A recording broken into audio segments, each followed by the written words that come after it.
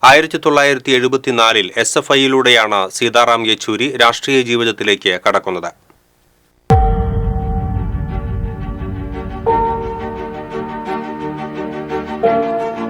യെച്ചൂരിയുടെ JNUവിലെ പഠനത്തിനിടയിലാണ് രാജ്യത്ത് അടിയന്തരാവസ്ഥ പ്രഖ്യാപിക്കപ്പെടുന്നത്. അടിയന്തരാവസ്ഥയ്ക്കെതിരെ പ്രതിഷേധമുയർത്തിയതിനെ തുടർന്ന് ഡോക്ടറേറ്റ് പൂർത്തിയാക്കുന്നതിനു മുന്നേ അദ്ദേഹം അറസ്റ്റിലായിരുന്നു. ജയിൽ മോചിതനായ ശേഷം വീണ്ടും പഠനം തുടർന്നു. അതേ കാലയളവിൽ 3 തവണ യെച്ചൂരിയെ JNU വിദ്യാർത്ഥി യൂണിയൻ പ്രസിഡന്റായി തിരഞ്ഞെടുത്തു.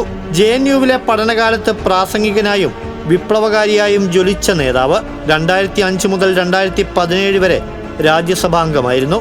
പശ്ചിമ ബംഗാളിൽ നിന്നാണ് അദ്ദേഹം രാജ്യസഭയിലെത്തിയത്. 1992 മുതൽ പോളിറ്റ് ബ്യൂറോ അംഗമാണ്.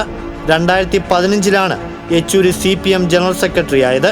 2022 ഏപ്രിലിൽ കണ്ണൂരിൽ നടന്ന 23ാം പാർട്ടി കോൺഗ്രസിൽ അദ്ദേഹത്തെ 3ാം തവണയും ജനറൽ സെക്രട്ടറിയായി പാർട്ടി തെരഞ്ഞെടുക്കുകയായിരുന്നു.